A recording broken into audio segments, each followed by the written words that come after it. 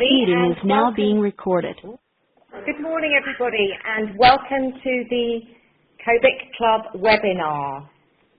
Now, first of all, can everybody hear us okay here? Yes. Yep. Great. Excellent, excellent. Well, I'm absolutely delighted this morning to welcome David Furness, who has kindly agreed to deliver this morning's webinar, and he is going to be discussing the, I'll just hand over to David now. Yeah, sure. Hello, everybody. Just getting the slides up, but thank you very much for joining us this morning. I thought what we do is, the last time I was at a COBIC session, Monitor was kind of constantly referred to as a bit of a bogeyman. We were the people that were going to stop people doing good things or force people to do things they don't want to do. And we know that the Monitor gets pretty frequently wheeled out as an example of kind of, oh, you mustn't do that because Monitor won't let you. And so I thought, rather than just being the bogeyman, I'd come and show a face that I hope you'll agree is not that of a bogeyman. What I want to do this morning is just really go through some of how we view the procurement, patient choice and competition regulations. And in particular, I want to kind of focus on two key messages that I hope you'll take away from today. The first is that these regulations really do put power in the hands of commissioners to make change. That's the first key message, that these regulations are about giving you the power as a commissioner to do the things that you really need and want to do for patients. And the second is that Monitor has no interest in standing in the way of people who want to do things that are good for patients. And indeed, we want to actively encourage commissioners to really take on ambitious projects that really are going to change services for patients and put them on a better footing for the future, and we would like to help you do that. So those are the two key messages from today. I'm going to go through some slides which talk about our role in competition, perhaps bust some of the myths that have grown up around either competition in the NHS or all guests have been muted. The procurement, patient choice and competition regulations more specifically. But of course, please do fire your questions in. I think you can do that by typing away. If I don't answer your question immediately, I will get to it at the end, because obviously in a room where we can't see each other, it's not as easy to stick up your hand and have a discussion to decide what we're talking about. But please do ask questions, and if there are things that you even think afterwards you wish you would have asked, then just let me know, and we're happy to pick up this conversation later on. All right, so I will crack on. Just a couple of slides about Monitor, because as you'll know, our role really has changed. It used to be that we were the regulator of foundation trusts, and that, pure and simple, is what we did.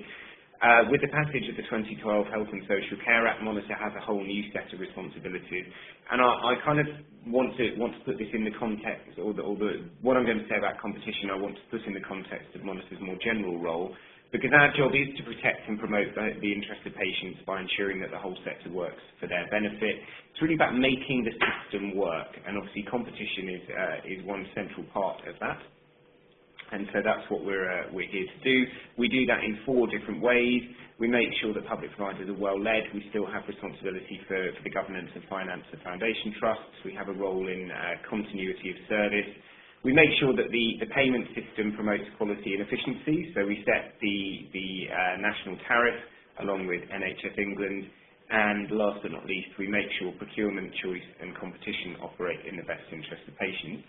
I'm not going to focus particularly on the pricing side of things today, but I am happy to cover that off in questions, and of course perhaps refer you to people in Monitor who have a more expert knowledge of the tariff as it currently stands. But obviously the way in which prices are set and the way in which contracts are set up is central to how effective you can be as a commissioner. So I just want to cover off, before we get into the competition regulations, what we actually mean by competition, because I think it's a word that is, again, wheeled out a bit like Monitor the bogeyman to mean a lot of different things to different people. It's sometimes used simply as shorthand for competitive tendering, which is something that I have to say irritates me occasionally. Because for us at Monitor, competition is actually a process, and it's a process of describing how providers respond to the incentives that are made, that are produced by the choices made by patients and the choices made by commissioners. And so since about 1991, isn't it, we've had a purchaser-provider split in healthcare. And so what we then have is a situation in which commissioners can award contracts based on the things that are important to them, and that produces a competitive tension within the system. And so you can see the little diagram that patients and commissioners choose. Revenue follows that choice, or at least does for the most part, and providers then focus on what matters to patients and commissioners. And so competition isn't about sort of bashing people over the head. It's not about winners and losers and leaving people blooded on the floor. It is in fact about using that incentive to make sure that providers are focusing on the things that really matter to patients and commissioners. So obviously people who run health services tend to do that because they want to do good things for patients. But in doing that, they've got lots of decisions they make every single day about where they invest their time, their energy, their resources, how they structure their services, how they relate to patients and commissioners. And that competitive tension, that knowledge that the commissioner or the patient has the ability to sort of go elsewhere, is actually a key factor in helping providers focus on the things that really matter to the people that are using the services and the people that commission them. So I think providers occasionally find that there's a sense of, well, why would we need that, because we already want to do good things for patients. Our response is, well, of course you want to do good things for patients, but this is a really good signal to tell you what those good things are, because the people that represent patients are going to tell you what they expect and what they want from you. So that's the theory. Does it work in practice? Well, patient choice is not a sort of perfect policy by any means. It's not something that we think is offered to as many people as it should be. We recently did some research that suggested only about 40% of people were actually offered a choice at first outpatient appointment. But this is a graph taken from some work done by the Nuffield Trust and the IFS, which basically shows over time the number of different NHS hospitals to which GPs refer their patients. And those sort of different green lines, and I don't know why they sort of coloured the graph all green, mean that essentially over time we've seen GPs refer their patients to a greater variety of NHS hospitals, and as you can see, further analysis indicates that they're sending patients for referrals at hospitals further away. So it's not the case that everybody's just going to the hospital up the road. Of course, most people, or many people, are, and proximity is a really important factor in healthcare quality, but patients really are choosing and GPs are referring onwards. And again, a graph that I hope, also a diagram really, that perhaps looks slightly odd, but just to explain, each of those pie charts, this is the Bristol area, each of those pie charts is a GP surgery or GP practice, and the different colours represent the proportion of referrals made for a very common urology procedure to different hospitals. And so you can see there that, of course, kind of nearer to particular hospitals, perhaps there can be more referrals to that hospital, but in nearly every GP practice you can see, they are referring patients for simple procedures to more than one practice, and then sometimes more than one hospital, and in some cases many more than one. So that choice, again, is in operation. So that's what competition is. That's sort of how it works in practice. And Monitor has four powers to help ensure competition works well for patients. We know that the free market competition generally doesn't produce good outcomes in healthcare markets. We know that internationally.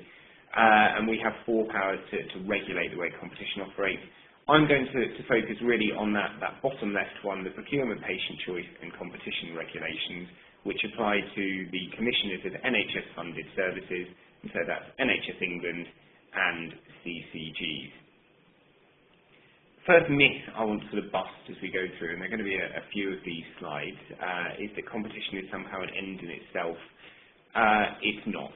Competition is a means to secure high-quality services for patients, and that's something that we say a lot because we deal with a lot of criticism from people who feel that the purpose of these regulations is to make the health system more competitive. It's not deliver good outcomes for patients, and competition is one of the tools that you can use to do that. Regulation 2 of these regulations sets out the objective that commissioners have to pursue. And so it's that commissioners need to secure the needs of patients who use services and improve the quality and efficiency of those services. And that, for me, is kind of what they call a no-brainer when it comes to what you would want commissioners to be doing. Now, you'll notice that as I go through talking about these regulations, that they are very much a framework within which commissioners can drive change. They're not a tick-box exercise. They're not a whole list of things that you must do in order to show, monitor, or anybody else that you have done good things for patients. They are a framework within which we want commissioners to innovate, to take on new approaches that really work for their local populations. And it's really important that this is the regulation, this is the objective, this is the core objective and the core regulation of all of the procurement, patient choice and competition regulations, that you have to secure the needs of patients and try and improve the services that they receive. And so if you've done anything along the line that isn't contributing to this objective, then we would say that you're not meeting your obligations as a commissioner. And so you have to do good things for patients, so everything else derives from that. You can't sort of get a smaller bit of the regulations right and then hope that you've kind of met your objective.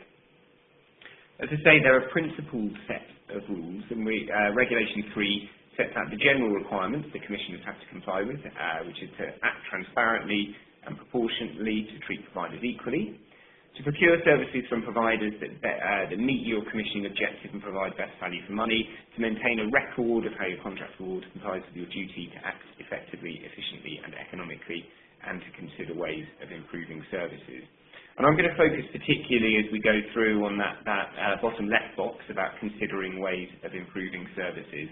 But there's something that I want to say here about these general requirements that I think, again, come back to that first key message that I really would like people to take away from the session, which is that these put power in your hands to shape the provider landscape to deliver the services that you want to see. Now, that's obviously easier said than done, but we feel that actually these regulations give commissioners some cover.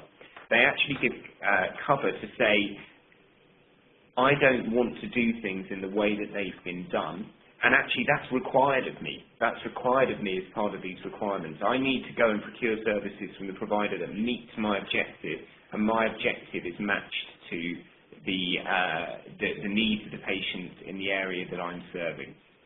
And so we actually want commissioners not to feel constrained or in some cases even frightened by the obligations that these regulations impose, but we want commissioners to see that this is something they can take with them in the discussions they have with commissioners to say, you know, the status quo in many cases is not an option. You know, we want to go further, and we're actually required by these regulations to treat providers equally, to procure services from those that best meet our objective. And so actually what we're currently doing is not going to be something that's going to be sustainable in the long run. However, again, as to say, these are a set of regulations that are principles-based. One of the myths that we often hear is that they simply require everything to be put out for competitive tender, and so the consequence of what I said before about sort of going to your provider and saying that we can't manage the status quo is that everything should simply be put out to competitive tender. Just to be clear, there is no requirement in these regulations that services must be put out for competitive tender. There is none. There is a regulation which I think we want to do better to help people be clear about, which sets out some situations in which you definitely don't have to run a competitive tender. And my legal friends tell me that this is known as a safe harbour. So this is how you can be sure as a commissioner that if you meet or if certain circumstances are there, you need not run a competitive tender, and that's things like when you've got only one capable provider. Very happy to talk later on about what that might mean in practice. But there is no positive obligation to run a competitive tender. There is nothing that says you must do it. As I say, the rules require commissioners to make good decisions depending on their local circumstances. The important thing is that your decisions get the best for patients and that they're transparent, proportionate and fair. Now, in saying this, I don't want to sound negative about the potential for competitive tendering to deliver good outcomes, because it is a way of identifying the best possible provider or providers of a service. You know, if you want to go out and see what's there, you want to identify those providers that are going to be innovative, that are going to meet the needs of your patients and meet the obligations that you've set out, then competitive tendering might well be a very sensible way of doing that. But it isn't ever a positive obligation. And so again, some of the criticism we receive at Monitor is that you're telling everybody to competitively tender for services that I don't think is necessary, and the negative consequence of that is I can't focus on the really big stuff I want to do. Well, there's nothing in the regulations that says you have to competitively tender. You just need to make sure that the way you're operating is transparent, proportionate and fair.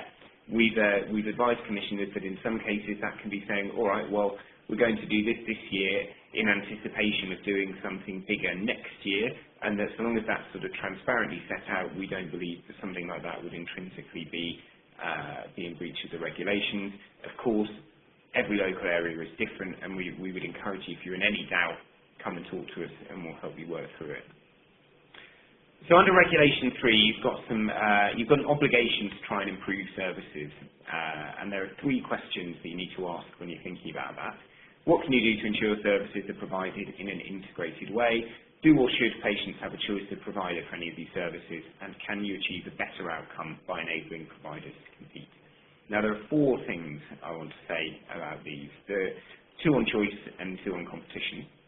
So the first on choice is, of course, there are some baseline patient choices that are non-negotiable for commissioners and providers. So those choices are set out in the NHS Constitution, which are around choosing your GP and of course, well known, choosing the consultant-led team for your first outpatient appointment.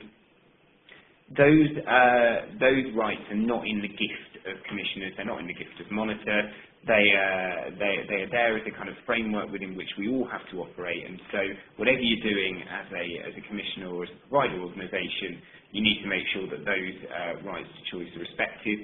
I had a question yesterday asked about how that fits in with a prime provider model that I'm going to pick up a bit later on.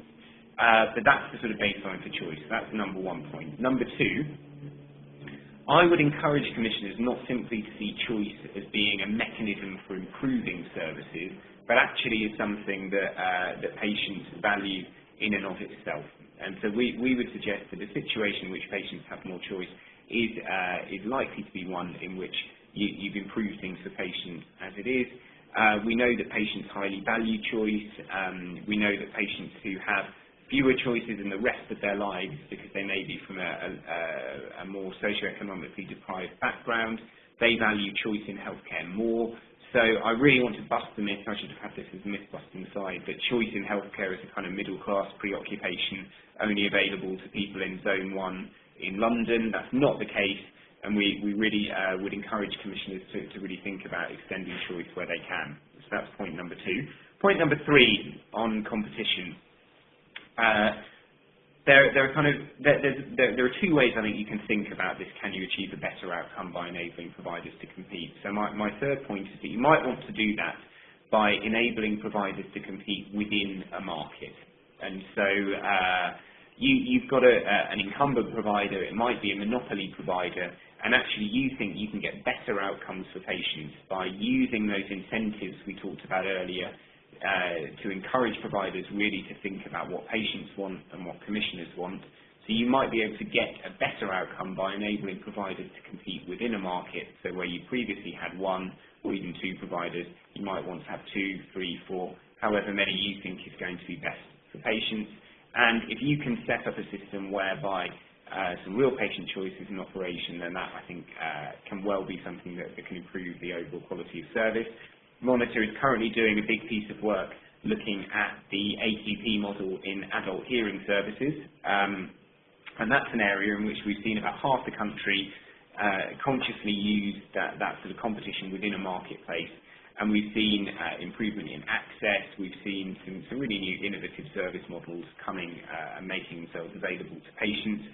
It's not been a perfect system by any means, and that's obviously what our report's about, what really has been the impact for patients on choice, but we do know that commissioners value the ability to use that incentive. So my fourth and last point on this slide related to that competition point is that you might choose to use competitive processes to identify the best possible provider for a single service. Where it only makes sense to have one, then I think you can also be thinking about, well, how can I identify that best possible provider of the service? Again, this is about putting power in your hands as Commissioner to use these regulations as a framework for real change. And so actually using competitive processes to identify the best possible provider to say, why should it be you? Why should it be you who's best placed to meet the needs of my patients? Then we know obviously that that's something that commissioners can really use as a powerful tool to enable to get better services by enabling providers to compete. I hope that I've already convinced you at this point that this is a myth, that the regulations mean that Monitor is telling people what to do, and probably that's my kind of fungus to bogeyman thing from earlier on, that somehow we're there just to tell people what they can and can't do. I'm not here to tell you how to commission services. That's the job and the specialty and the gift of local commissioners is to know how to do that. These rules are a framework within which we want you to make changes. We want you to do ambitious things for patients, but we're not here to tell you how. And some of the requests that we've had in recent months have been for things like sort of decision trees or flow diagrams that people can work through, almost in a kind of as an algorithm to say, have you done the right sort of commissioning in the right way? We've really resisted doing that because we feel that any sort of tool that we provide will never actually capture the complexity and the nuance of commissioning in your areas, and in fact might lead people to do things that aren't the right thing to do. And so we want commissioners to make autonomous decisions. We don't think there's a single model that you can get right or you can get wrong, and we don't want to tell you what to do, and we're not interested in doing that. Having said we don't want to provide a decision tree, what we have done is provided some key questions we think commissioners should ask themselves, and we think these apply really generally to whether you're doing something really, really large scale, perhaps moving to a prime provider model with an outcome-based contract across the whole care pathway, or when you're doing something that's much smaller scale, perhaps more straightforward. We think that these are the sort of questions commissioners should be asking. Quick plug here for Monitor's guidance on the procurement, patient choice and competition regulations from which these questions are listed. It's not necessarily bedtime reading, something that you'd, well, it might be actually, it might help you to a restful night's sleep, but it is something that we think is worth knowing as a commissioner. We certainly know that it's not something that all commissioners are familiar with. It's about 80 pages. We did our best to make it as intelligible as possible, and these questions are listed from there. So you start really with that key thing, which is just service needs. So what are the needs of the service users we're responsible for? How good are current services, and can we improve them? Can we make them more joined up? Can we give patients a choice? Will we get a better outcome by enabling providers to compete? And then you're into those questions about, well, how then can we identify the most capable provider of the service? In some cases, that's going to be pretty obvious. If you need an A&E department, there aren't going to be multiple sort of players in that marketplace. But for lots of bits of healthcare, there are, whether that's independent sector, voluntary sector, NHS providers. There are lots of options available to commissioners, particularly if you've decided that the service might not be looking exactly the same as the thing you've already got. So, for instance, I was speaking to a provider the other day who's working again in adult hearing services to provide a really niche service that simply wasn't available before. They'll go and do home visits for people that are largely housebound, to offer them hearing services that simply they weren't able to access before. And I think the average age of their patients is about 84, and some of these people have not actually had any support for their hearing for more than 20 years, and are simply sitting at home and now have access to something that they didn't have before. So actually that most capable provider of service is, of course, not just simply, well, I've got the guy doing this now, how can I find somebody who does the same thing better? It might be about identifying people that you haven't thought about before. Then some of those questions which are really important to the way that commissioning operates Are your actions transparent? Do people know what decisions we're taking and why? How can we make sure that providers have a fair opportunity to express their interest in providing services? And again, I think that's a really, really key one in terms of putting power in the hands of commissioners, that we're not any longer in an environment where it's fine simply to kind of like make local agreements without any kind of transparency. And I know that's not what most commissioners want to do anyway. And have you given providers that fair opportunity? The other side of that is that people think that means that everything must be advertised in ODU, or we must run a kind of European-wide search for the best possible provider of care. And we really would encourage commissioners to take what a reasonable person would consider to be a proportionate approach to a particular service. So don't throw the kitchen sink at stuff where it's not worth it. Focus your energy and your attention where you can really add value. Second to last point here, are there conflicts of interest and how are you managing them? I think that's going to be really, really crucial, particularly as we seek to provide more care in community settings, and primary care practitioners, GPs, are going to be a key part of that. Obviously, with the trend towards co-commissioning of primary care, I think that understanding and awareness of issues about conflict of interest will be really, really key in making sure that decisions not only are right but are seen to be right, to make sure that we've got that public trust and confidence and that commissioning decisions are legitimate. There's some really interesting things that some CCGs that we've worked with at Monitor have been doing that I'm very happy to discuss as well. Then lastly, are your actions proportionate? Do they reflect the value, complexity and clinical risk associated with the service in question? And again, that's my sort of kitchen sink point. Don't chuck the kitchen sink at stuff where it's not really where you're going to add value for patients. And again, that's because you won't actually have met your objective under Regulation 2, which is to meet the needs of service users, if you felt that you've had to devote a lot of attention to kind of what might be more marginal issues and have missed the opportunity to really improve services in a fundamental way. One sort of last standalone point I want to make about competition and integration being in conflict. We hear this quite a lot actually, kind of that you at Monitor are very keen on competition, but yet the drift of services is towards integration. That's what we want. And so how is it that you can square that circle? Now, there's a couple of things I want to say here. One is that you may recall from the earlier slide that commissioners do have a positive obligation to consider if services can be provided in a more integrated way. And so actually these regulations, which some people perceive as being purely about competition, really are about integration as well. The second thing to say is that in lots of the exciting things that we know people are doing in integrated care pathways, those providers that you're bringing together, whether they're along a vertical care pathway from primary, community through secondary and tertiary care, or whether they're providers at the same sort of horizontal levels, they might all be sort of secondary care providers, but across different specialties, so looking after the person who's got asthma, diabetes and depression in a more integrated way. None of those providers really are competing as it is. It's not the example that you might think of two providers each offering orthopaedic surgery, and so the patient can choose between hospital A or hospital B. When you're talking about integrating care, largely it is in an environment that is not currently subject to a great deal of provider competition. So there is no sort of anti-competitive nature to integration. And of course, we know that the commissioners are using competitive processes as a tool to identify the best possible provider or providers within a vertical care pathway. So we really do think that this is a myth that we need to bust.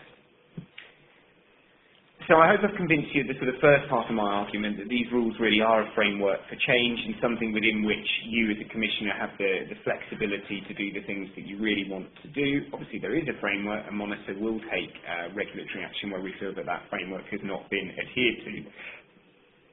But the second part of my argument was about how Monitor can help. Now, our published strategy as a regulator, and something that our Chief Executive David Bennett says all the time, is that we are here to help people do the right thing, not punish them for doing the wrong thing. And that's absolutely right. We're not here to catch people out. We're not here to minutely examine every commissioning decision to try and see if we can find something that we think is wrong with it and then find people in breach of the regulations. That's not to say we don't think breaching the regulations is really serious. Of course it is. But actually our objective is to help people do the right thing and give them the support to do that rather than wait till they've finished and then see if they've tripped up.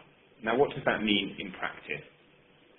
We have a stated aim to try and build understanding of these regulations so that we can help commissioners to work confidently and effectively within them. That means not only doing sessions like this that I hope you're finding useful, but also we offer informal advice on how the regulations apply in very specific circumstances. So if you've got a question about your local area and how and a change you want to make, or a plan that you've got, or a problem you're encountering, we are literally on the end of the phone ready to help you deal with that query.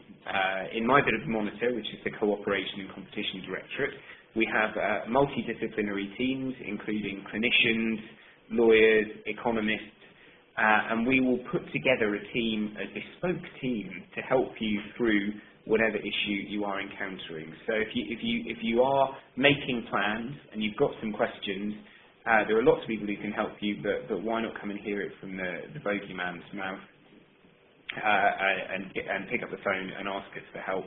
We will offer informal advice. We normally have at any one time about 30 sort of live queries. We reckon on receiving about one substantive request for information and help every day. And so, as you can see there, the nature of those issues is becoming more and more complex. Sometimes, obviously, it's people saying, can you please just tell me, point me towards the regulations or point me towards your guidance. A lot of the time it is a bit more sort of meaty and nitty-gritty, and we're there to help. We do, of course, have guidance, which we hope is useful. That's available on our website, and that also includes some hypothetical case scenarios that, again, I'd commend to you as a way of thinking through how the regulations apply in different circumstances.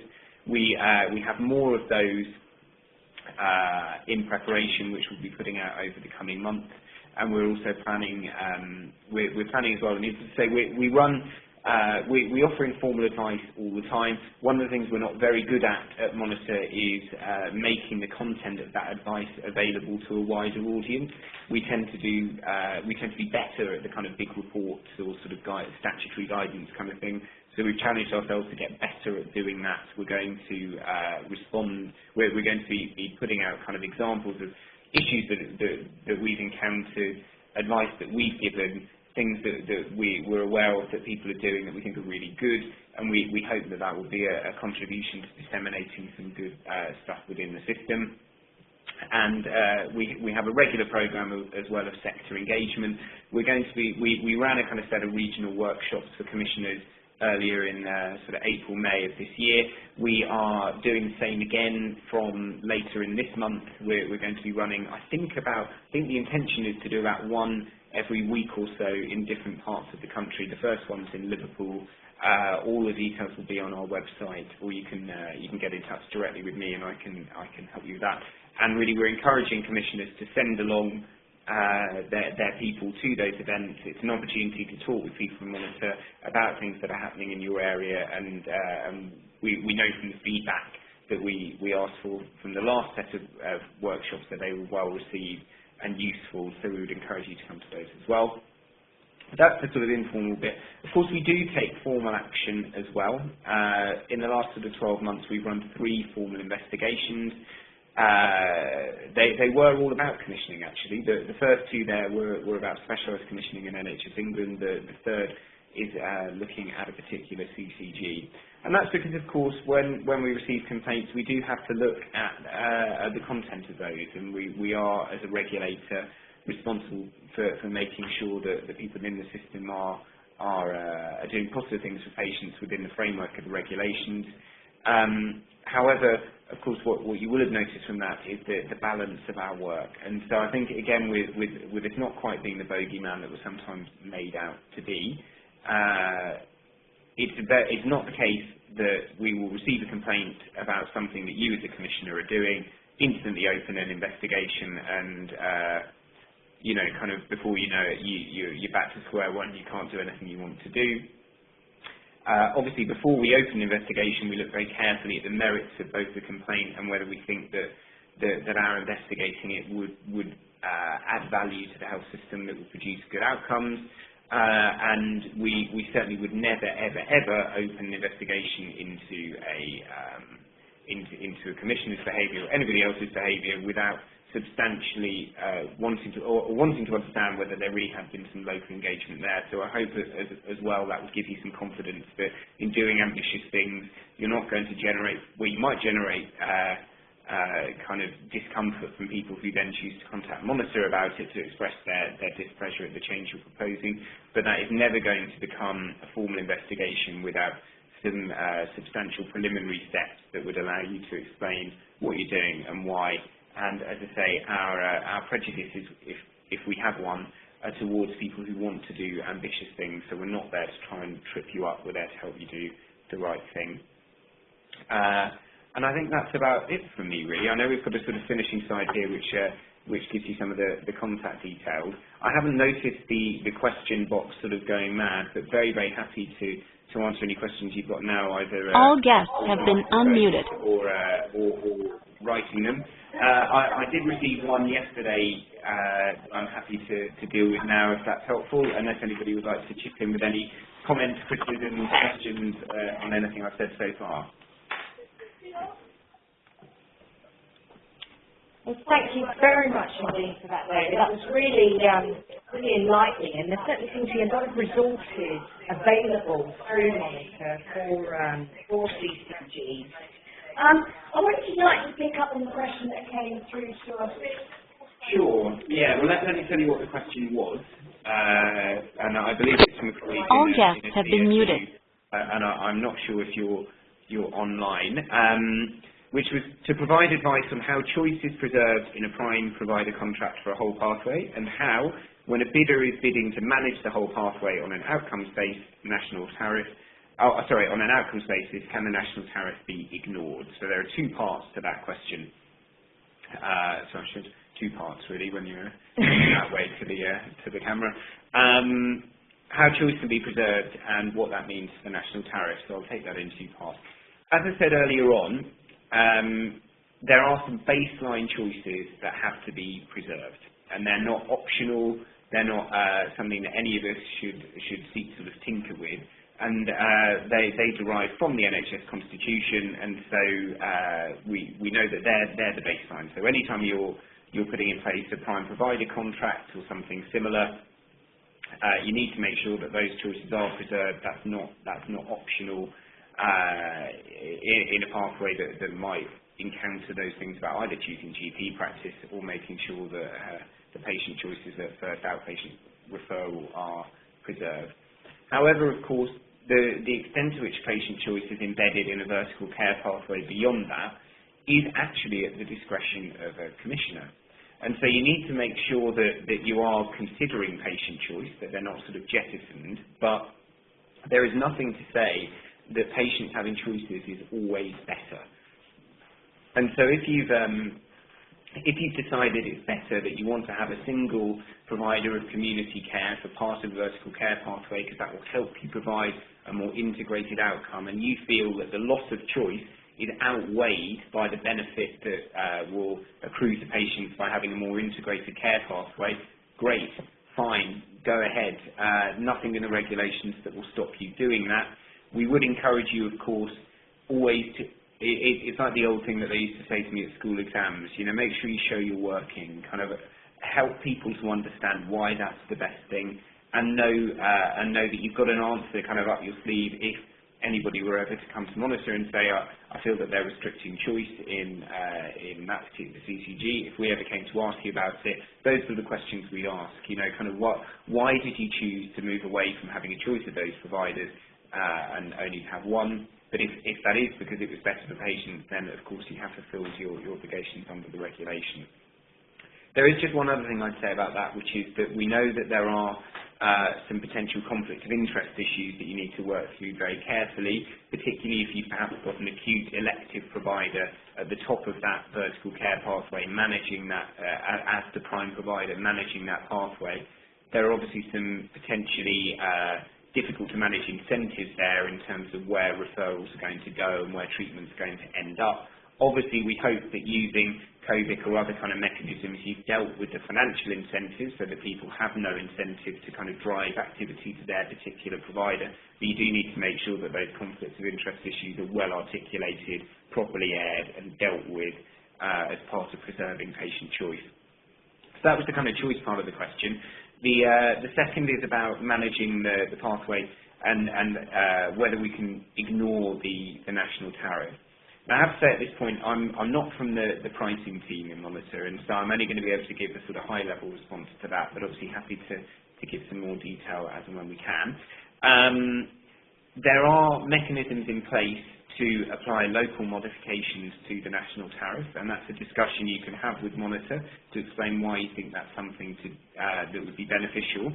We are also, in principle, very open to the notion that activity-based payments on a kind of national tariff model that we've had, sort of paying by results kind of model that we've had over recent years, is not necessarily going to be the best, the only, the right model going forward for all different parts of care. And so the notion that you might want to put in place a different sort of payment mechanism is something that we're very keen to discuss with people. We've published recently what we call the TED, but it isn't sort of glamorous lectures by interesting speakers. It's the tariff engagement document. So have a look at that. There are various different kind of workshops, roadshows in place to go and talk about that. So I would refer you to my pricing colleagues, and I'm sure they'd be delighted to talk about that. But in principle, yes, you can absolutely ask for local modifications. I think we've got another question. Oh, that's Lee. Sorry, that's Lee who asked the question before. So he's asking whether the question regarding choice was more in regards to where elements of the pathway are consultant-led. Could you please explain how choice should be preserved in this situation? Well, Lee, I hope I'm going to answer your question properly this time. If I don't, then I'd be very happy to speak on the phone afterwards, perhaps, and we can talk through it in general. So if elements of the pathway are consultant-led, you just need to make sure that where patients have a right to choice of the consultant-led team for their first outpatient referral, that then those choices are not restricted. And so let's use an example of a kind of MSK pathway where you've got something in place to make sure that the patients are accessing the right care in the right place at the right time for MSK. And you've got orthopaedic consultants sort of managing that care pathway. You need to make sure that at the point where a patient it's decided that the patient needs that kind of specialist care, that specialist treatment, the classic, you need to be referred for a hip operation, that actually they've got a real choice then. That vertical care pathway does not prevent them from exercising their choice to go to hospital in a different area, even another part of the country, and actually to sort of, in a way, not go down that pathway that you might have established. Of course, many patients will choose to do that, particularly if you provided something that's really well integrated, but there are some aspects of choice that are not optional and need to be preserved, whatever pathway you're putting in place. As I say, there are other aspects of patient choice where you might want to trade off to the greater integration against greater patient choice. I hope that's answered your question. If it hasn't, as I say, I'm very happy to pick that up after the session today. All guests have been unmuted. Thank you very much for that, David. Have we got any more questions from the audience? So in the meantime, I've covered everything. I'll cover nothing. I think it was very thorough, David. We've actually got your contact details on the presentation, and we will be sending a copy out to everybody. So we're happy for them to contact you. Yes, of course, delighted to get emails, phone calls, and if I can't help, I can certainly pass them on to somebody in the team who can. And all the details about how to contact Monitor as well, and in particular the cooperation and competition team, are on our website as well. So please do have a look at that. Thank you very much indeed, David. It's just left for me to say that we will be sending the presentation round to everybody, and also to remind you that our next webinar is on the 16th of October, where we have Bob Rickett, Director of Commissioning Support and Strategy and Market Development from NHS England, joining us. And finally, to say that we value your feedback very much as to how to put our future webinar programme together and the COBIC Club. So we're going to be sending out a very short survey just to get some feedback from you, which we would really appreciate. So thank you very much indeed. Thank you for joining us, and thank you very much indeed, David. You're welcome. Thank you for coming. All guests have been muted.